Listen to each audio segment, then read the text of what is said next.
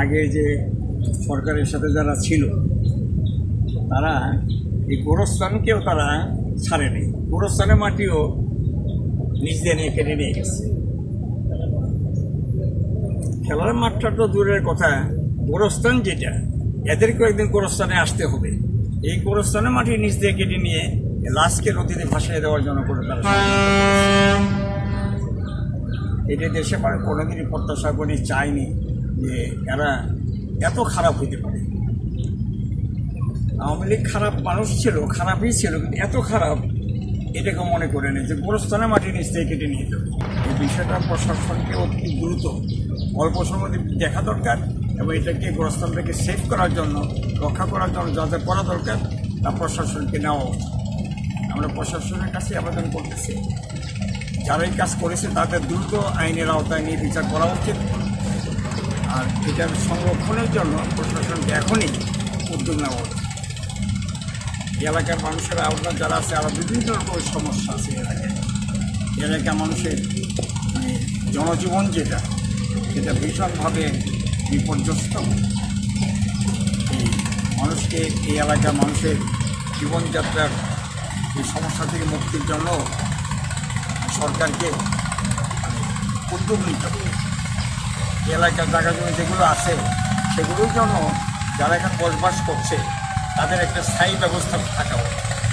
অনিশ্চয়তার মধ্যে কাউকে সারা জীবন রাখা উচিত না। সেই জন্য আমি জেলা প্রশাসনকে বলবো যে আপনার এটা একটা নিজের মাধ্যমে যে যেখানে আছে তাকে লিখিতভাবে কাগজপত্র করে মালিক বানিয়ে দেওয়া। ঠিক ঠিক ঠিক। 19 নম্বরের যে কবরস্থান, এই এরিয়া এসে দেখলাম কবরস্থান নদী ঘেঁষা এবং এটি একেবারেই প্রায় নদীতে তলিয়ে যাওয়ার হুকুম হয়েছে। এই জায়গা থেকে উত্তরণের জন্য একদিকে আমাদের এখানে কবরস্থান পরিচালনা কমিটি যারা আছে, এলাকাবাসী যারা আছে উদ্বিগ্ন যে এটাকে রক্ষা করা দরকার।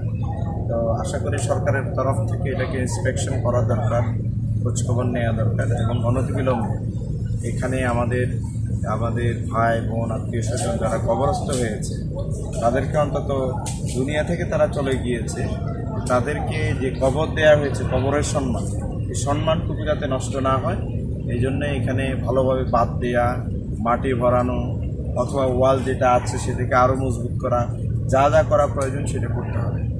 কোনো পক্ষ অতীতে যখন আওয়ামী লীগ সরকার ছিল তাদের যারা দলীয় লোক ছিল বা দলীয় সমর্থিত লোক ছিল তারা টেন্ডার নিয়ে তার জন্য যতটুকু বরাদ্দ ছিল তার চাইতেও বেশি তারা এটা কেটে তারা নিয়ে গিয়েছে। অর্থাৎ মাটি পর্যন্ত তারা কেটে নিয়ে গিয়েছে কবরস্থানের মাটি, যেখানে মানুষের জন্য মানুষের সর্বশেষ জীবন শেষ হওয়ার পর আল্লাহর দরবারে যখন হাজির করবে তাদেরকে কবরস্থ করা হবে, এই ঠিক ওই জায়গার মাটি তারা নিয়ে গেছে। তাহলে এটা কত খারাপ বিষয় আপনারা দেখতে পারেন।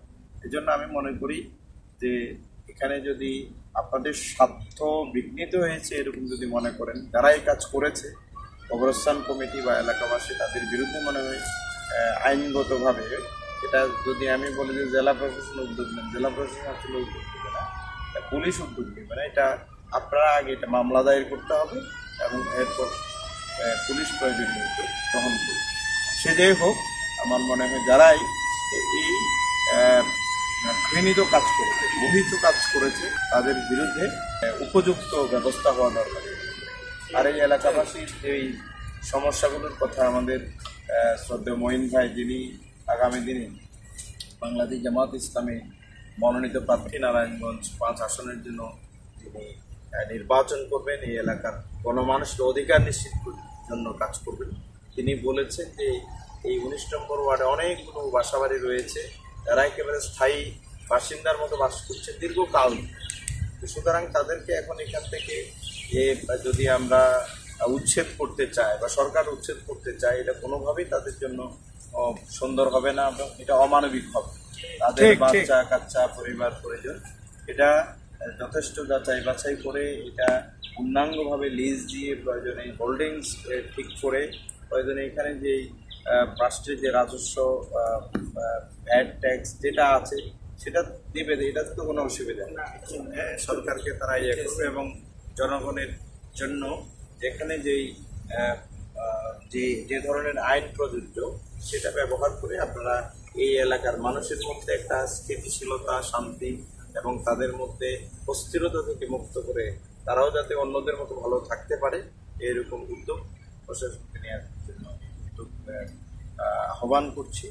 এবং এই এলাকার সবাইকে বলবো আসলে এই দেশটা আমাদের সবাইকে মিলে এই দেশটাকে করতে হবে। আজকে